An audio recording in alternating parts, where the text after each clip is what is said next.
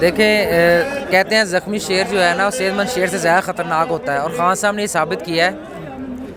जो गोलियां उन्हें लगी हैं वो तो हम सबको पता है कि इस मुल्क की बका और इस मुल्क की आज़ादी के लिए उन्होंने जद्दोजहद कर रहे हैं वो और उनकी जद्दोजहद तकरीबन 26 साल पे मुहित है। तो ये कंटिन्यूटी प्रोसेस है। आज इस मुल्क के अंदर जो माफिया है और जो इंटरनेशनल माफिया है वो उनके ख़िलाफ़ है, और वो एक्सेप्टेड नहीं हो पा रहे उन माफियाज़ के लिए। इस मुल्क के अंदर आइंदा आने वाले बरसों में या इस मुल्क में माफिया राज होगा या अवाम का राज होगा। सो ये अवाम को ये डिसाइड करना चाहिए, ये अवाम डिसाइड करेगी कि इस मुल्क के ऊपर राज किसका होगा। और इंशाल्लाह ताला हम समझते हैं कि जद्दोजहद जो है वो हमारी जारी रहेगी जमहूरी तरीके के साथ, और हम बैलेट पे यकीन रखते हैं, बुलेट पे यकीन नहीं रखते। खान साहब के साथ जो इन्होंने ये करने की कोशिश की है, डराने की, धमकाने की, और उसके बाद जान से मारने की कोशिश की है, वो तो अल्लाह ने बचा लिया उन्हें, वगरना उन्होंने कमी नहीं की थी।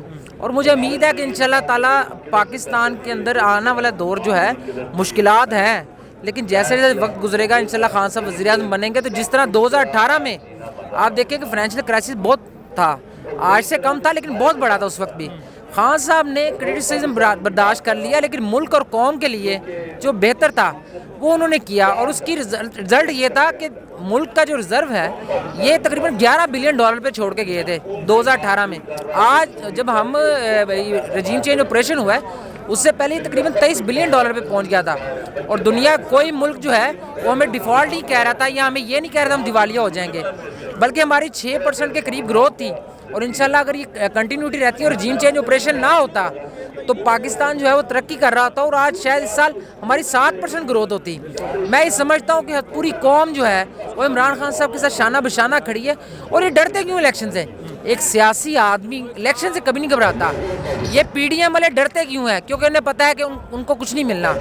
ये जो उनके पास थोड़ी बहुत सीटें पिछले इलेक्शन में आई थी, इंशाल्लाह अगले इलेक्शन में नहीं आएंगी, और यही वजह है कि वो इलेक्शन से घबरा रहे हैं। और अब तो उनकी कोशिश है कि 1 साल और एक्सटेंशन हो जाए ताकि ये इलेक्शन ही जो है वो लंबे से लंबा खींचता चला जाए। लेकिन मुझे उम्मीद है कि पाकिस्तानी कौम जो है इलेक्शन ही हल है। पूरी दुनिया में जमहूरियत ही बेहतरीन हल है। जो लोग डेमोक्रेसी पे बिलीव करते हैं, जो दुनिया की देखें जितनी वेलफेयर स्टेट्स हैं उनमें बुनियादी चीज़ सबसे बेहतरीन जमहूरियत है। वहाँ पर लोगों को अपनी आज़ादी है, उनको जमहूरी हक है, वो वोट के ज़रिए अगर किसी हुक्मरान को चेंज करना चाहते हैं तो वोट के ज़रिए करते हैं, ना ये कि किसी को बुलेट मार कर, ना किसी को फांसी लगाकर।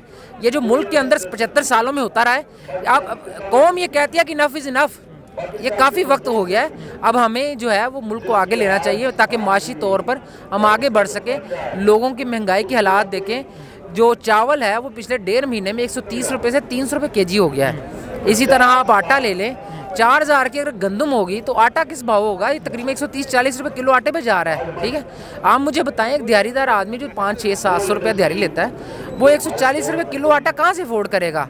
तो मुल्क का तो दिवालिया, आवाम का दिवालिया निकल चुका हुआ है। ठीक है, अब तो बस एक अनाउंसमेंट की जैसे कहते हैं कि ज़रूरत रह गई है। गुजारिश ये है कि जब तक जो है हम अपने मुल्क के अंदर जमहूरी इस्तेहकाम नहीं लेके आएंगे, पूरी दुनिया के अंदर जितने भी इंडिकेटर किसी मुल्क की तरक्की और खुशहाली को जो है वो इंडिकेट करते हैं, उसमें नंबर 1 पॉलिटिकल स्टेबिलिटी है। अगर मुल्क के अंदर स्टेबिलिटी नहीं होगी तो मुल्क तरक्की कैसे करेगा? आप देख लें यूरोप जो है वो मुल्क पॉलिटिकल स्टेबिलिटी की वजह से आगे बढ़ा है। चाइना जो है वहाँ पर भी जैसी भी है वो पॉलिटिकल स्टेबिलिटी की वजह से है। इंडिया इवन आपके साथ है, वो भी वहाँ पर भी ये मार्शल लॉ वगैरह कॉन्सेप्ट नहीं है। हुकूमतें आती हैं, हुकूमतें टाइम पूरा करती हैं। माजी में जब वो उनकी भी 15-15 महीने की हुकूमतें नहीं है तो तरक्की नहीं कर सके।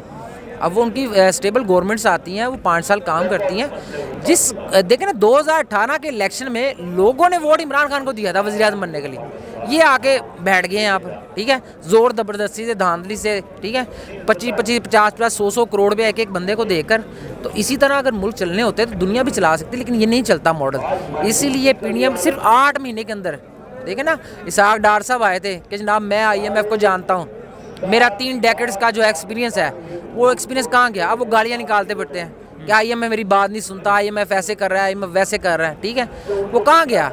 डार साहब के बारे में मेरा शुरू से एक विज़न है। डार साहब तो अच्छी भली इकॉनमी नहीं चला सकते, ये तो फिर ख़राब इकॉनमी है जिसमें वो कर रहे हैं। डार साहब ने आज तक पाकिस्तान के वो 4थी दफ़ा जो है वो फाइनेंस मिनिस्टर बने हैं। आज तक आपने बता दें, मुल्क का कोई बंदा मुझे बता दे कि डार साहब की फाइनेंशियल पॉलिसी की वजह से मुल्क के अंदर जो है वो कारोबारी इस्तेकाम आया, कारोबारी लोग खुश हुए। बल्कि पिछले टेन्योर में जब नवाज शरीफ वज़ीर-ए-आज़म था, ये तो मिलते नहीं थे कारोबारी लोगों को। हमारा भी बिजनेस कम्युनिटी से ताल्लुक़ है, लेकिन ये लोग तो मिलते नहीं थे, इनके पास टाइम नहीं होता था। ठीक है, जो पॉलिसियाँ बनाई सिर्फ डॉलर को 100 रुपये पे रखना है। ठीक है, ये नहीं सोचना कि मुल्क की आमदन कहाँ से होगी। लेकिन आमदन होगी तो डॉलर अपने एक ख़ास पैरामीटर में रहेगा। आज इंडिया के अंदर या चाइना के अंदर डॉलर फ्लक्चुएट नहीं करता।